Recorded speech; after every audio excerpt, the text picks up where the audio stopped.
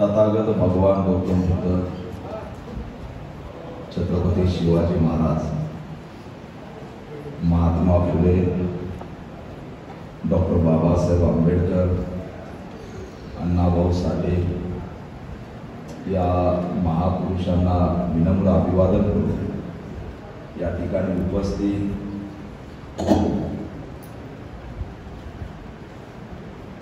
महाराष्ट्र अध्यक्ष विनोद भोळे, विदर्भाचे अध्यक्ष दादाराव डोले, गुजरातचे अध्यक्ष अजय जाधव, सुरतचे अध्यक्ष गोकुळ वानखेडे, मराठवाड्याचे नेते अशोक पाटील, आदित्य शेंडगे, या जिल्ह्याचे झुंजार जिल्हाध्यक्ष अमोल सेगोकार, जिल्हा सचिव प्रकाश धुंदळे, जिल्हा संपर्क प्रमुख अतुल इंगळे, जिल्हा प्रवक्ता गिरीश उमाळे, जिल्हा महासचिव साहेबराव तिडके, तालुक्याचे सर्व अध्यक्ष या ठिकाणी आलेले आहेत। त्यामध्ये खामगावचे तालुका अध्यक्ष रणवीर धुरंदर, जळगाव जामोदचे तालुका अध्यक्ष तथा जळगावचे जिल्हा निरीक्षक राहुल वानखेडे, संग्रामपूरचे तालुका अध्यक्ष विजय वानखेडे, नांदुराचे तालुका अध्यक्ष राष्ट्रपाल सत्काळ, शेगावचे तालुका अध्यक्ष प्रशांत तायडे, माथुळाचे तालुका अध्यक्ष प्रल्हाद कोलते, मलकापूरचे तालुका अध्यक्ष बाळू इंगळे, चिखलीचे तालुका अध्यक्ष अजय जाधव, बुलढाणा तालुका अध्यक्ष किशोर सरकारे, लोणारचे तालुका अध्यक्ष अतिशय जुंजार तालुका अध्यक्ष मनवाल्यांना सळो की पळो लोणार भागामध्ये त्यांनी केलेलं आहे असा आमचा अमित काकडे, या ठिकाणी उपस्थित सर्व समाज बांधव, भीम सैनिक,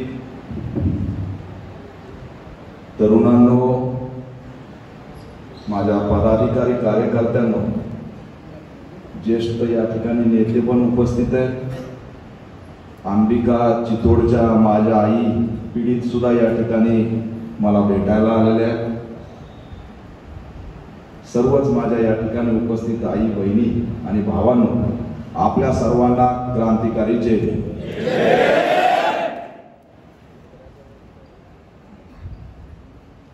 एवढे मागे लागले होते, त्यांना वाटलं येतोय की नाही। तो डायलॉग भारी थे, क्या लगता था नहीं लौटेंगे,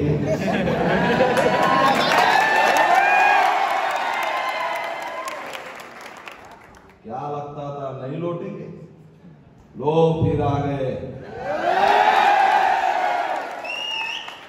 जब तक तोड़ेंगे नहीं तब तक छोड़ेंगे। अफाट ऊर्जा बघून पहिल्यांदा मी भारावून गेलो आणि एवढे 100 बडकर भाषण झालेत की आता याचा पण शोध घेतील की आहेत हे कोण। अरे बाबा, भीमाचे लेकरे आमच्या डीएनए मध्ये भीम आहे, लक्षात घ्या। आमच्या डीएनए मध्ये पॅन्थर आहे, लक्षात घेतलं। या महाराष्ट्राची चळवळ उभा राहिली आहे, तर फाटली असे असणार।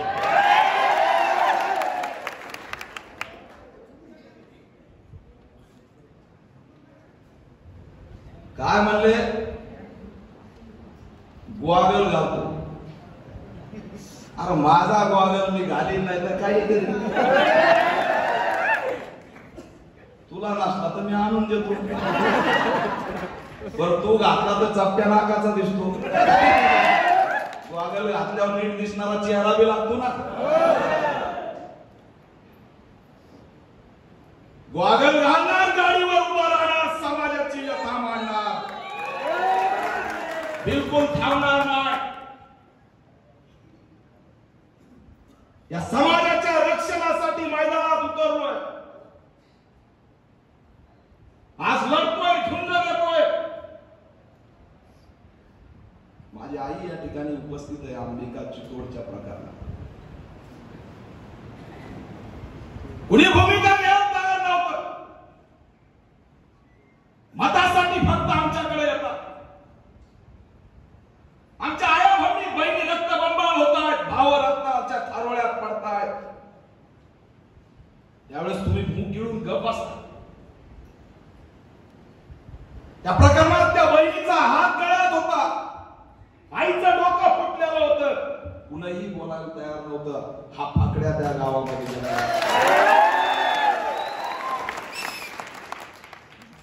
एक जण आता लय फडफड करीत म्हणे त्या गावात ह्यो गुंडा आहे, त्यो गुंडा. अरे तू काय इंजिनियर लागून गेला का? तुझ्यासारखा गुंडा तर कुणी नाही. तू काय डॉक्टर आहे का, वकील आहे का, इंजिनियर? आम्हाला गुंडा म्हणतो. आमच्या फॉर्च्युनर काढल्या, आमच्या मर्सिडीज काढल्या.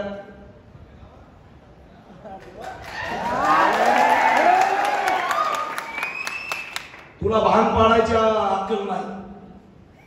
खोबऱ्याचं तेल लावू लावू तू परेशान. ज्याला भांग पाडायची अक्कल नाही तो अॅट्रॉसिटीच्या विरोधात बोलायला लागला. पॅन्थर काळी फोडली, आतापर्यंत दिसला नाही. ही असणारी ताकद चळवळीमध्ये लागणार.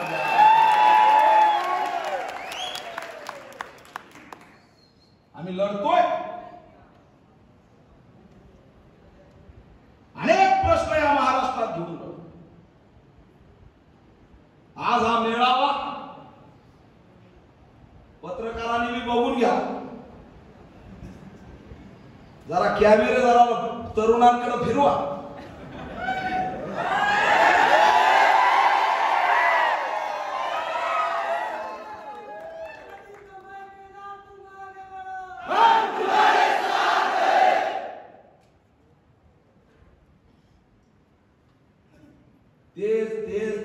तेच लावलंय. अरे 5 वेळेस महाराष्ट्र पिंजून बसलोय. तालुक्यात संघटना आहे. या तालुका अध्यक्षांचे नाव घेता घेता दम लागला. जेवढे तुमच्या स्टेजच्या पुढे असतील तेवढे तर माझ्या स्टेजवर पदाधिकारी.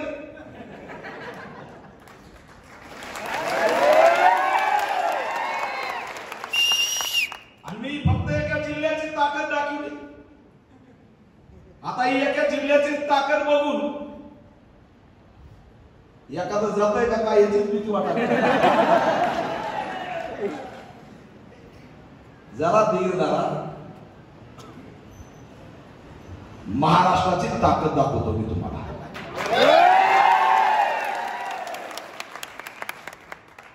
आणि ही ताकद पैसे देऊन नाही आणले.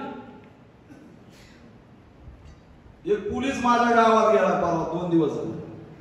ते म्हणे दीपक केदारचं घर कुठे, त्याला शेती किती आहे. परेशान झाले. शाळेला चाललंय कुठून, यांना पेट्रोल कुठून भेटतंय, गाड्या कुठून भेटतात, कपडे कुठून भेटते. आणि मी माझं काहीच नाही. हे कपडे सुद्धा समाजाचे आहेत.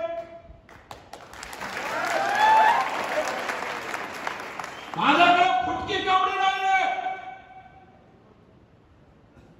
माझं मोजायला जाऊ नका. माझ्या एवढी कार्यकर्त्याची श्रीमंती या राजकीय पक्षात कुणाकडेच नाही, हे लक्षात घ्या.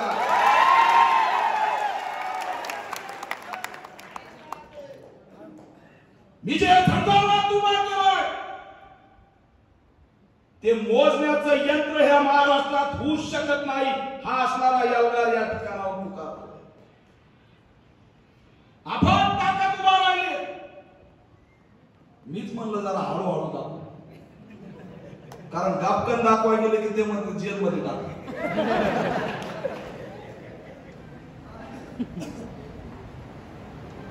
अतिशय 3 दिवसात हा कार्यक्रम लावला. हा कार्यक्रम जर जाहीर झाला असता, गावागावात पॉम्पलेट लावले असते,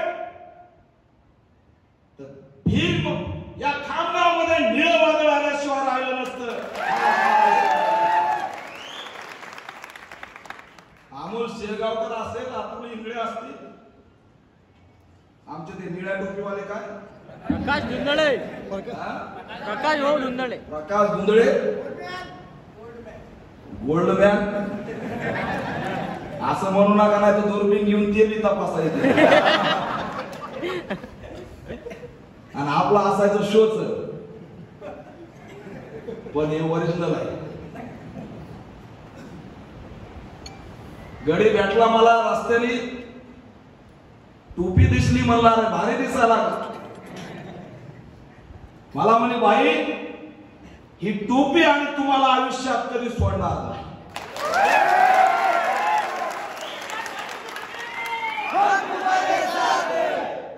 पॅन्थरची काय ताकद आहे ही महाराष्ट्राला मी दाखवून देतो. हे साधे साधे कार्यकर्ते आम्ही उभा केले, ते बोलायला लागले, भूमिका मांडायला लागले, या जातीवाद्यांना सौ की पळो करायला लागले. या सगळ्या टीमनी रक्त ओतण्याचं काम केलं. झपाटून ग्रामीण भागामध्ये जाऊन संघटन वाढवलंय. जीवाची कधीही पर्वा केली नाही. दलित अत्याचाराच्या विरोधात काम करणं सोपं नाही. घरी सांगून निघावं लागतंय की संध्याकाळी मी येईल का नाही सांगता येत नाही. लोकांना ही शायनिंग वाटते, लोकांना स्टार्टबाजी वाटते. जीव मुठीत धरून आम्ही समाजाचं रक्षण करतोय हे लोकांना दिसत नाही. या कार्यकर्त्यांनी सारा वारा बुलढाणा बांधला. हाडामासाचे हे कार्यकर्ते, त्यांनी ही जी आज क्रांती केली एवढी भयानक आहे की बुलढाण्याचा पत्ता सुद्धा आम्हाला विचारल्याशिवाय हलणार नाही, एवढी ताकद त्यांनी निर्माण केली.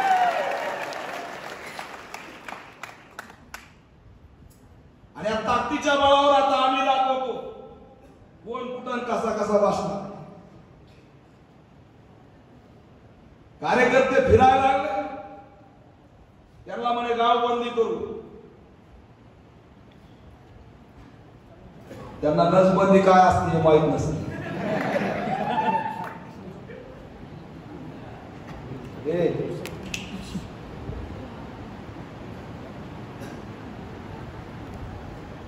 गावबंदी करू नये.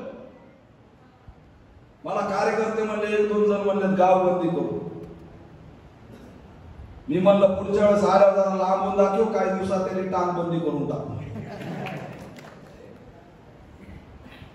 याद राखा, मी सिरियस घेतलेला नाही. आजही माझ्या पटलावरती समाजाचे प्रश्न आहेत. कार्यकर्त्याच्या कॉलरला हात घालण्याचा प्रयत्न केला तर याद राखा, कुठं कुठं काय काय बंदी करून टाकीन याचा विचार सुद्धा तुम्ही करू शकणार नाही. आणि म्हणून मी सिरियस घेतलेला नाही, एवढंच असणारं लक्षात घ्या. आज दोनच वादळ आहेत या महाराष्ट्रात. एक पिक्चर टॉकीजच्या बाहेर झुंड बघायला, आणि एक विदर्भात दीपक केदारचा बंड बघायला.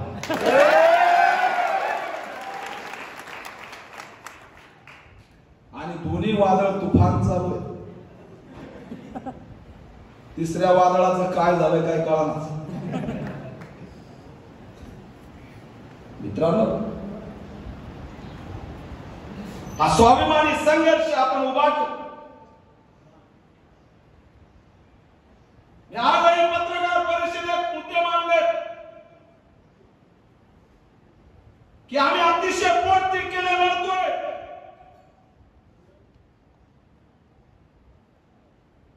स्वातंत्र्याच्या 75 वर्षानंतर आम्हाला पाण्यासाठी मारलं जातंय. आम्ही स्टोऱ्या बनवत नाही, आम्ही खोटं बोलत नाही. या अमरावतीच्या दानापूरमध्ये, अमरावतीच्या सांगवीमध्ये पाणी नाकारलं म्हणून बौद्धांना जाऊन शेतातल्या विहिरीवरती राहवलं.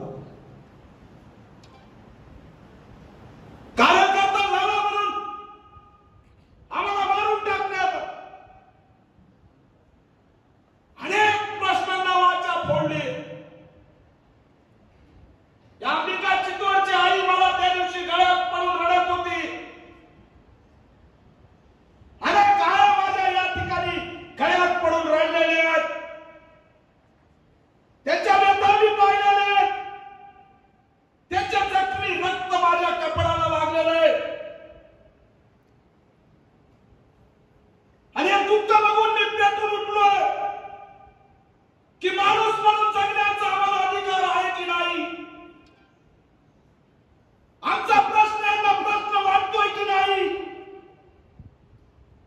आजही आम्हाला जातीसाठी रक्तबंबाळ करून मारलं जात असेल, आजही जातीमुळे पाणी दिलं नसेल, आजही जनावरांसारखी आमची वागणूक असेल, आजही नमुना 8 साठी आम्हाला संघर्ष करावा लागत असेल, आजही रमाई घरकुलसाठी आम्हाला लढावं लागत असेल,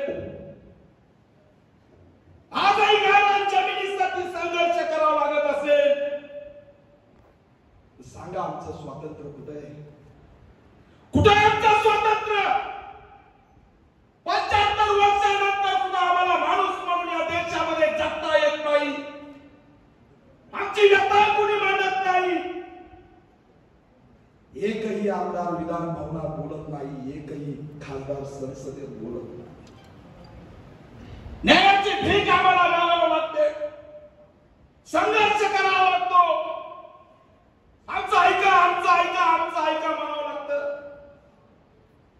लातूरला LLB शिकणाऱ्या अश्विनी सूर्यवंशीचं हत्याकांड झालं. मी रस्त्यावरती 20 ते 25 हजार लोक घेऊन उतरले. त्या लॉकडाऊन मध्ये मी लढलो. हा कोरोना बघितला नाही की कोरोना बघितला नाही, पायाला ठिगरी बांधून समाजाच्या रक्षणासाठी धावत राहतो.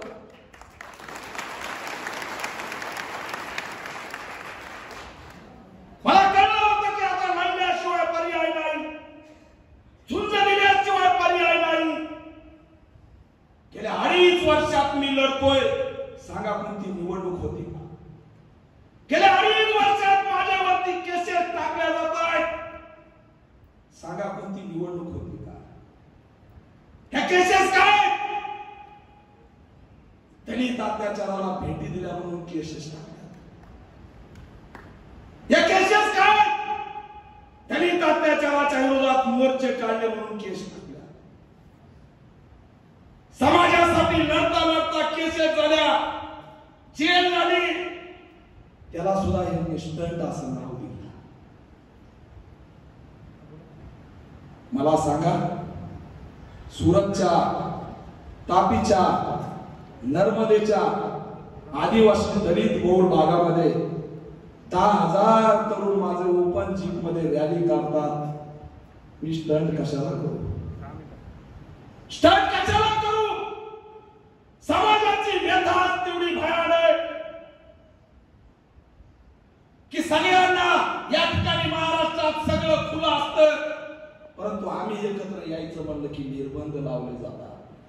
मग तुमच्या 2 डोसचं सर्टिफिकेट लागतं, मग तुमच्याकडे पास लागतो. राजनीतीचं प्रतीक वाचलं पाहिजे यासाठी मी संघर्ष केला. काही उद्देश नाही, कोणताही स्टंट नाही, समाजाचा आक्रोश दाखवण्याचा प्रयत्न केला. मी जेलमध्ये राहिलो. दीक्षाभूमी असेल, भीमा कोरेगाव असेल, मी खुलं केलं. जेलमध्ये राहिलो.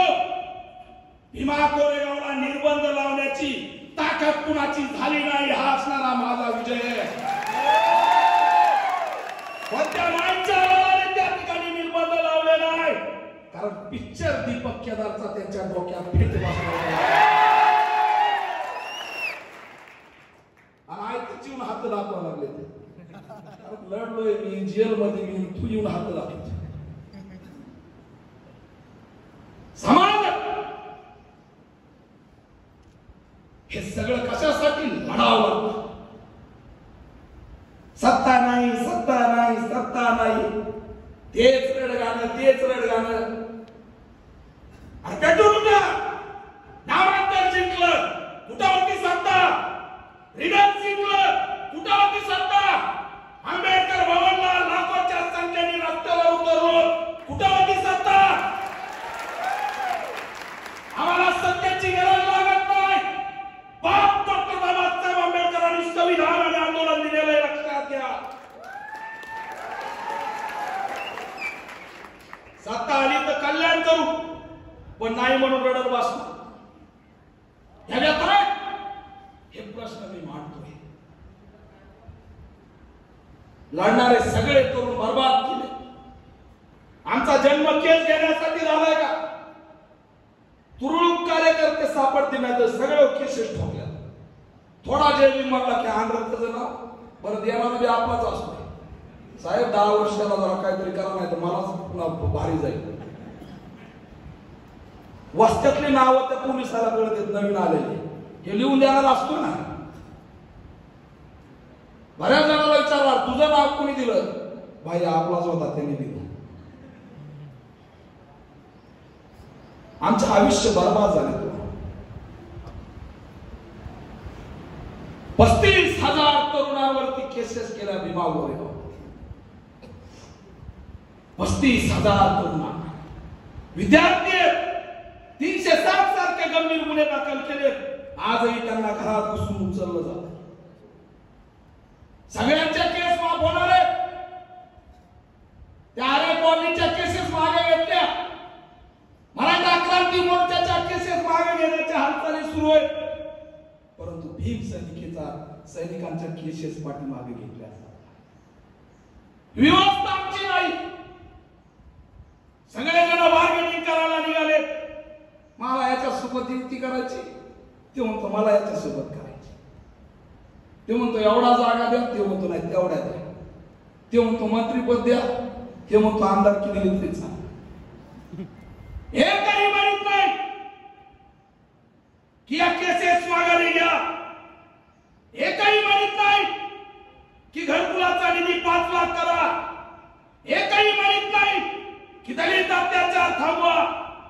हे काही म्हणत नाही की आम्हाला माणूस म्हणून जगू द्या. एकही असा सोशल बार्गेनिंग करायला तयार नाही. पाहिजेत काय तर जागा. अरे जागा घेऊन करणार काय. समाज मातीमध्ये खपायला लागलाय. त्याचं तुम्हाला काहीच पडलं नाही. हे असणार दुर्दैव. आणि समाजासाठी लढायचं. हा समाज वाचवायचा. मला गॅरंटी आहे.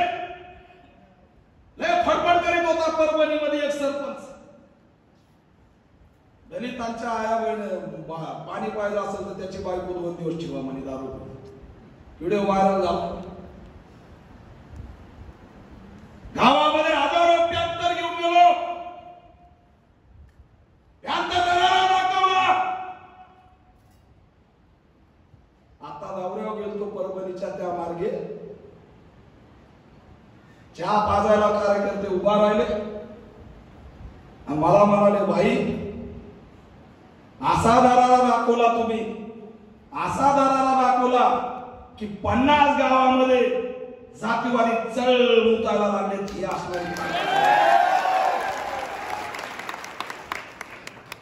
ही असणारी फौज बघून घ्यावी. आता आया बहिणीचं रक्त आम्ही बघणार नाही. जशाची तसं उत्तर दिलं जाईल. हा यलगार या स्टेजवरून उत्तर दलित अत्याचारावर गंभीर व्हा. राज्य सरकार दखल घ्या. तात्काळ यावरती भूमिका घ्या. अन्यथा मुंबईच्या रस्त्यावरती हे सगळं निळं वादळ घेऊन आल्याशिवाय राहणार नाही. हा इशारा मित्रांनो. अनेक प्रश्नावरती मी लढतोय. स्वातंत्र्य विदर्भाची मी मागणी केली. हा स्वातंत्र्य विदर्भ झाला पाहिजे. देशातली सर्वात मोठी जास्त संख्या बौद्धांची संख्या या विदर्भात आहे. जर वेगळा विदर्भ झाला तर या विदर्भाचा मुख्यमंत्री सुद्धा बौद्धांचा असू शकतो. एवढी क्षमता याच्यात. आणि मग आम्ही दाखवू राज्य कसं असतंय. मग आम्ही दाखवू राज्य कसं चालवायचं असतंय. हा जर स्वतंत्र विदर्भ करण्याचा लढा आपण जिंकला. त्यासाठी लढाई उभा करतोय. अस्मितेचा संघर्ष करतोय की स्वातंत्र्य विदर्भ झाला पाहिजे. स्वातंत्र्य विदर्भाची निर्मिती झाली पाहिजे. आणि या विदर्भाला दीक्षाभूमी राष्ट्र असं नाव दिलं पाहिजे. ही भूमिका दीक्षाभूमी राष्ट्राचं या ठिकाणी स्थापना झाली पाहिजे. एकाने कमेंट टाकली राष्ट्र म्हणजे काय देश कोरणार आहेत का? अरे मी म्हणलं येड्या, महाराष्ट्र म्हणजे काय देश आहे का? तिथं मी राष्ट्र लागलं. असे काही काही लय वेगळे नमुने लागतात. पोस्ट टाकून मोबाईल फोल्ड करून ठेवून द्यावा वाटतो. आणि काही लोकांनी तर 20-25 जण ट्रेनच करून ठेवले. दीपक केदारची पोस्ट पडली की तिथं जाऊन थोडं मुतून ये. त्याच्या कामात आता घालणारे आमचे बॅनर ऑलरेडी तिथं असते, त्यांना काय प्रशिक्षण दिलेलं नाही. आम्हाला प्रशिक्षणाची गरज नाही. माझ्या आया बहिणीला कसं वाचवायचं याची प्रशिक्षण द्यायची गरज नाही. माझ्या आया बहिणीवर हल्ले होत आहेत, बघत बसणारी नपुसक अवलाद नाही. त्यांना वाचवणार, लढणार, भिडणार हा असणारा संकल्प पॅन्थर, ऑल इंडिया पॅन्थर सेनेचा एवढा असणारा लक्षात घ्या.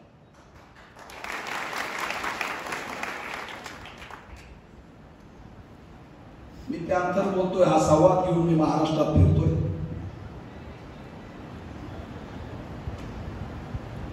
संविधान वाचलं पाहिजे, ही भूमिका आपली महत्वाची. आज जे उत्तर प्रदेशचे निकाल आले हे भयानक. बहुजन चळवळीचा अस्त करणार.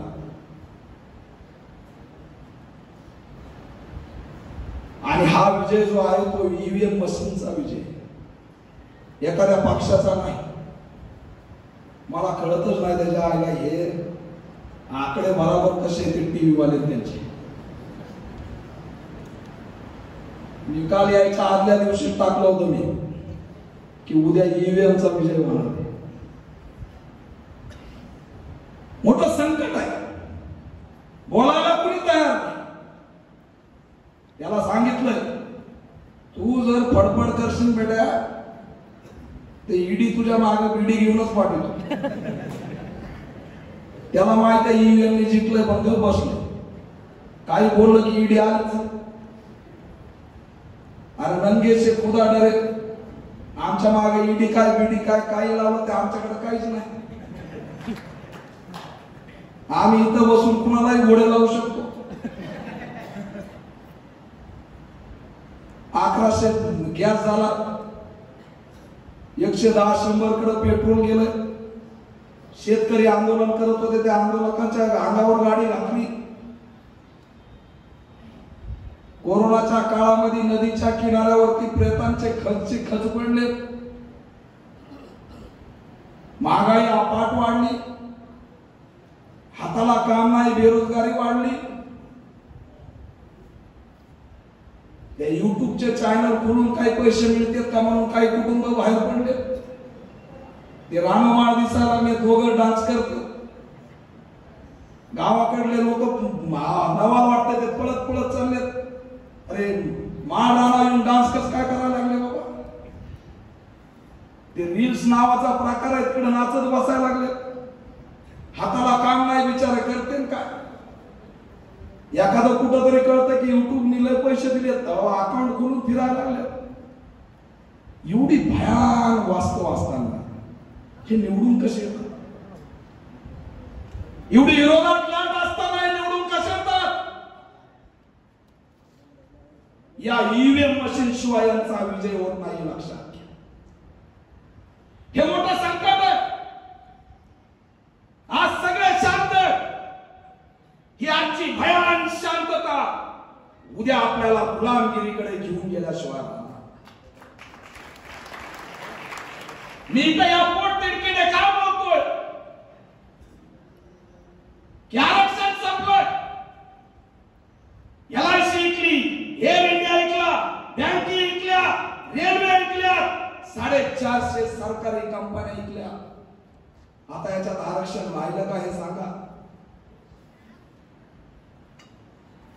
आरक्षण उद्ध्वस्त झालंय. पांढऱ्या दाढीतल्या भूतानी सगळं बरबाद केलंय.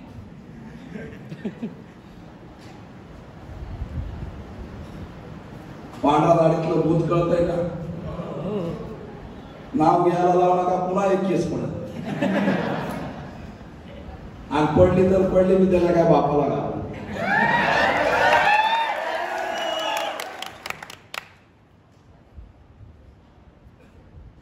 आमच्या म्हाताऱ्या परत नदीच्या काठाला चालल्यात लाकडं गोळा कर. मी भेटलो त्यांना, अरे म्हणलं बाबा तुम्हाला तर उज्ज्वला आई का काहीतरी मिळालेली ना, उज्ज्वला जरा नवीन नाव वाटतंय, म्हणलं उज्ज्वला ताई मिळालेली ना, फुकट गॅस मिळाला. ते म्हणे काय त्या मेला मुर्द्याने फुकट दिलं ना, आता 1200 रुपये मागा, आता लाकडाशिवाय पर्याय नाही. पुन्हा ती बिचारे आपले डोळे लाल करत तिथे बसले. मी म्हणलं बाबा आता या टाकीचं काय करायचं? ते म्हणे लावू गाराच्या मध्ये झुंबर, म्हणून चांगलं दिसत. अशी देशाची अवस्था आहे. एवढं भयान वास्तव असताना हे निवडून येतात कसे? लोकशाहीची हत्या झालेली हे लक्षात घ्या. आणि म्हणून ईव्हीएम हटाव दे बचावचा नारा देण्यासाठी, संविधान वाचवण्यासाठी, मानवतेचं राज्य टिकवण्यासाठी डॉक्टर बाबासाहेब आंबेडकरांनी ज्या गुलामगिरीतून आम्हाला मुक्त केलं, जन्मत स्वातंत्र्य संविधानाच्या माध्यमातून दिलं, ते संविधान वाचवण्यासाठी ऑल इंडिया पॅंथर सेना येणाऱ्या काळात मोठा संघर्ष करणार आहे. हा पॅंथर सगळ्या विषयाची भूमिका मांडणारा पॅंथर आहे. यांना माझा गॉगल दिसतो, माझी दूरदृष्टी दिसत नाही. त्यांनी गॉगल बघणं बंद करावं आणि माझी दृष्टी बघावी. मी ज्या मुद्द्यावर बोलतो ते बघावं की आज जर संविधान वाचलं नाही तर आपण सगळे पुन्हा गुलाम झाल्याशिवाय राहणार नाही. ते लक्षात. मित्रांनो, हाच एल्गार मी विदर्भात नाही. विदर्भावर चांगला प्रतिसाद, गावागावातून लोक कागद घेऊन येत आहेत, आपल्या व्यथा मांडतायत. बलात्काराचे प्रकरण आहेत, गायरानाचे प्रकरण आहेत, स्मशानभूमीचे प्रकरण आहेत. विचार करा, स्वातंत्र्याच्या 75 वर्षानंतर आपण कशासाठी भांडतोय? लोकांच्या हातात 1.5 लाखांचे 1 लाखांचे मोबाईल आले. आमचे प्रश्न 1,20,000च्या रमाईच्या घरकुलाचा. मला सांगा, 1,20,000 ह्यांच्या बापाने घर बांधलं होतं का? बरं, यांचे बाथरूम बघितले त्यालाच 5 लाख लागत असते. हे बाथरूम तरी बांधू शकतात का 1,20,000? 1 रुपया त्यांनी वाढवला नाही.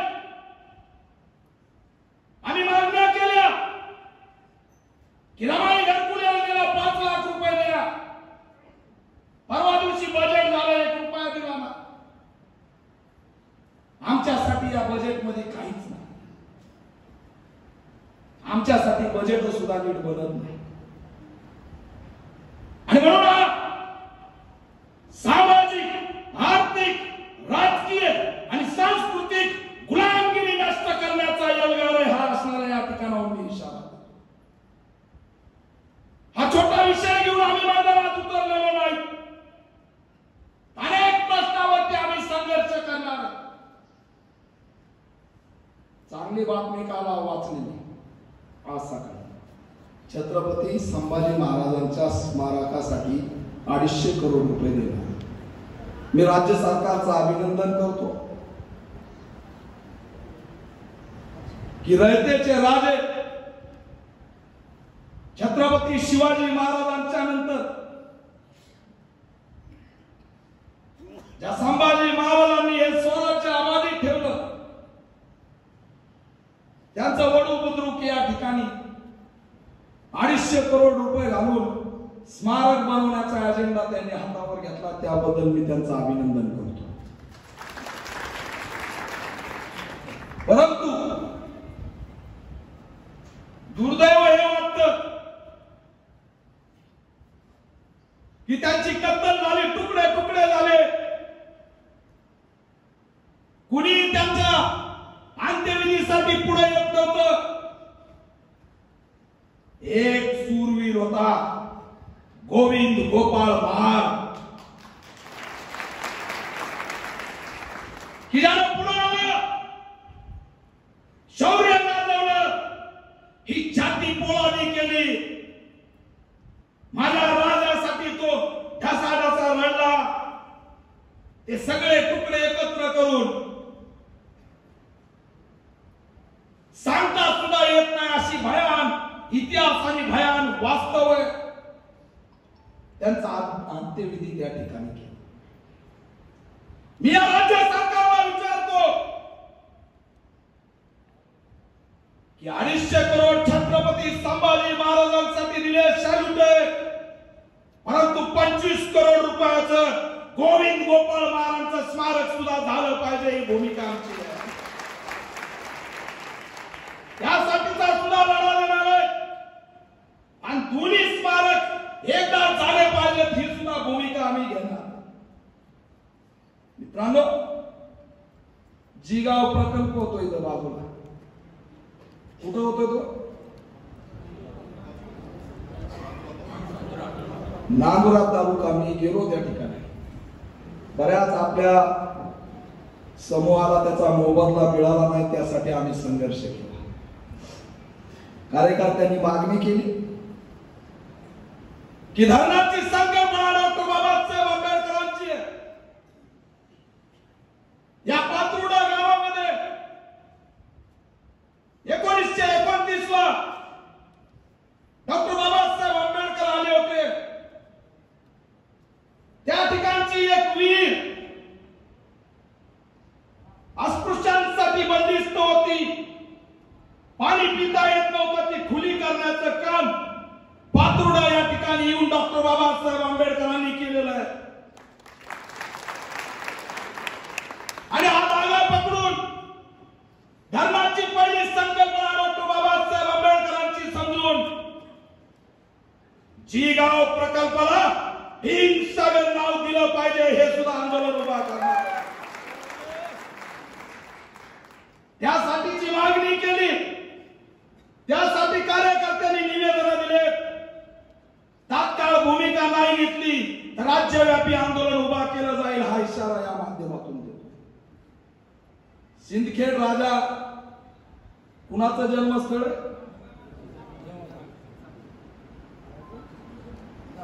रयतेचे राजे छत्रपती शिवाजी महाराजांच्या त्या गुरु आहेत आणि आई मा जिजाऊ आहेत. हे बुलढाणा साधं नाही, ही क्रांतीची भूमी आहे. छत्रपती शिवाजी महाराजांच्या नावाने पक्ष काढले, छत्रपती शिवाजी महाराजांच्या नावाने मत मिळवले, छत्रपती शिवाजी महाराजांच्या नावाने सत्ता मिळवली. दुर्दैव हे की या महाराष्ट्रात एकही शहर आणि जिल्हा मा जिजाऊंच्या नावाने नाही आहे. आणि म्हणून आम्ही मागणी केली आहे की बुलढाणा ही भूमी मा जिजाऊंची भूमी, या बुलढाण्याला जिजाऊ नगर असं नाव दिलं पाहिजे, ही मागणी सुद्धा घेऊन आम्ही मागणार. जिगाव प्रकल्पाला भीमसागर नाव आणि बुलढाण्याला जिजाऊ नाव, यासाठीचा व्यापक संघर्ष या माध्यमातून आम्ही लढणार आहे. मित्रांनो, जाता जाता एवढंच सांग की कधीही माझं कुणाशी वैर नाही. मी चालत राहिलो, समाजाच्या व्यथा मांडत राहिलो, कशाची पर्वा केली. आमचा वानखेडे या ठिकाणी रडला. एवढ्या पोट तिडकीने तो बोलत होता. कालही अमरावतीमध्ये नांदगावला एक कार्यकर्ता असाच रडला. वाईट वाटतं की समाजासाठी झुंज देत असताना ह्या अशा घटना काहीतरी घडत जातात. कार्यकर्ता हताश होतो. कुणी नेता नाही, कोणता पक्ष नाही, एकटा बेभान होऊन मैदानात होता. असे काही संकट येतील आणि घेरला जाईल असंही कधी वाटलं नव्हतं. परंतु जे पेरलं ते उगवलं. माझ्या कॉलरला हात टाकले, मला जेलमध्ये टाकलं. महाराष्ट्र पेटलेला दिसला आणि थरथर या सरकारचा असणारा थरकाप झाला. हे असणारी की त्याने बघितलं हा महाराष्ट्राच्या पाठीशी आहे. मी शब्द देतोय, अतिशय उद्ध्वस्त मी, माझ्याकडे गमावण्यासारखं काही नाहीये. माझ्या नादी या शत्रूंनी कुणी लागू नये. क्रांतीने पेटलेला मी या ठिकाणी उभा आहे आणि मला आत्मविश्वास आहे की आज जर एक दीपक केदार गेला तर या बंटी सारखे हजारो दीपक केदार उभा राहिल्याशिवाय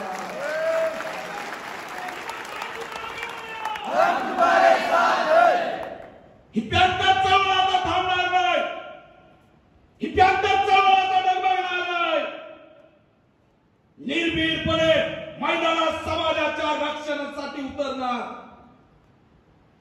आम्ही उभा केलेलं वादळ हे आता शांत होणार नाही. आम्हाला क्रांतीची भूक आहे. आम्हाला आमचं स्वातंत्र्य मागतोय. आम्ही गुलामगिरी नाकारतोय. आम्हाला माणूस म्हणून जगू द्या म्हणून विनवण्या करतोय.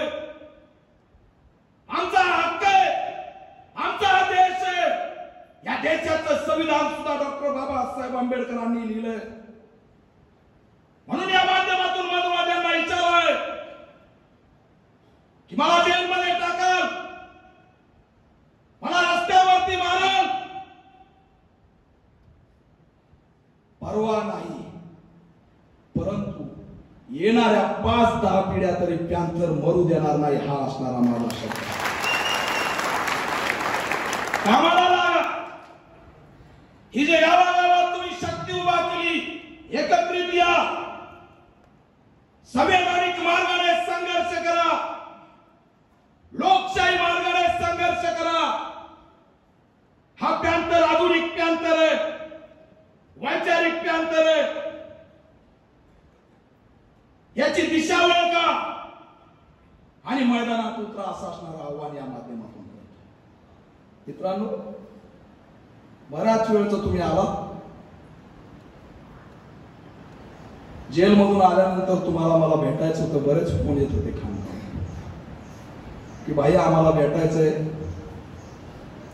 मी म्हणलं मीच येतो, तुम्ही काय येऊ नका. कारण फोनच एवढे येत होते, बोलावं तरी कुठं.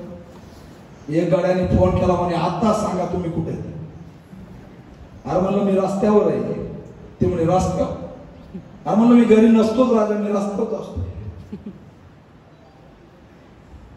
सतत दौरे, सतत संघर्ष, रोज घटना घडतात रोज. आता तरी मी थोडं लाईव्ह येणं बंद केलंय. कारण ते लाईव्ह लागलं की कुणाच तरी भीती वाढत होतो. काय होते काय म्हणलं आपला गपचीप प्रकरण थोडे राबवीत जा. त्या साखरा गावात गेलो, यवतमाळच्या. किती दूरदूर दर्शन. हे मुद्दे महाराष्ट्राच्या पटलावर नाहीत. हे मुद्दे विधान भवनात नाहीत. हे मुद्दे महिला आयोगात नाहीत.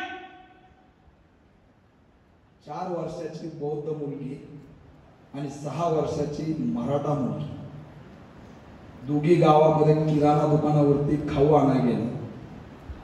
नराधामाची नजर तिच्यावर त्या दोघीवर पडली. त्यांनी त्या दोघीला घरात कोंडलं, त्यांचं तोंड बांधलं. गावातल्या बाळ्या नावाच्या पोरांनी बघितलं. तो धावत धावत तिच्या आजीकडे गेला. यांनी त्याच्या मुलीवरती दोन्ही पण तोपर्यंत 5वी अत्याचार केला. आई म्हातारी त्याला दगड हाणती, दरवाजावरती वरटती. तो बाहेर आला, दिप्पाड होता. तिला झुंज देता आली नाही. कसं तरी तिने रडत पडत पोरीला वाचवलं. फेब्रुवारीची घटना आहे. अनेक आरोपी अटक नाही. कुणी लोकप्रतिनिधी गेला नाही, कुणी आमदार गेला नाही, खासदार गेला नाही, पालकमंत्री गेला नाही, गावातला सरपंच सुद्धा गेला आहे. तडफड केली त्या म्हाताऱ्यांनी. त्या जखमी पुरी घेऊन पळायला लागली. रिक्षा द्या, रिक्षा द्या, ऑटो द्या, ऑटो द्या. ऑटो सुद्धा या गावातल्या लोकांनी मिळू दिला. त्यांना हॉस्पिटल पर्यंत सुद्धा जाऊ दिलं नाही. दुसऱ्या गावातून ऑटो मागवा आणि मग त्यांना दवाखान्यात. हा मुद्दा महाराष्ट्राच्या पटलावर नाही. गावातला सरपंच गेलेला नाही, खासदार गेलेला नाही, आमदार गेलेला नाही, पोलिसांना कुणी जाब विचारला नाही. या फाकड्याला तिथं जावं लागलं तेव्हा यंत्रणा खडबडून जागी झाली हे लक्षात.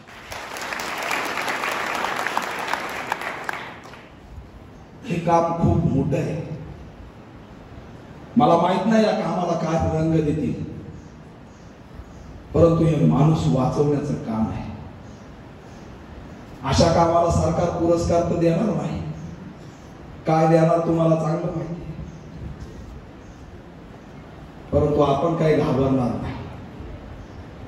आया बहिणी हे लहान लेकरं वाचवण्याचा वसा थांबणार नाही, एवढाच असणारा शब्द या माध्यमातून देतो.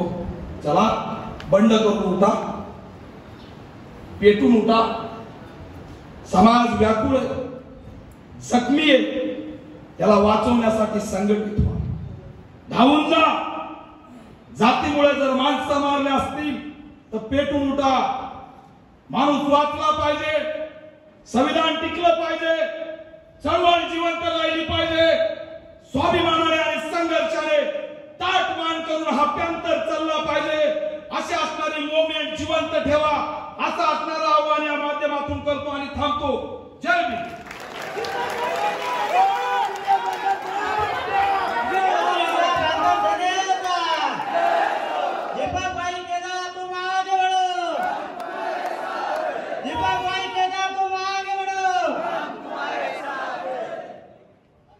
सर्वांनी हा कार्यक्रम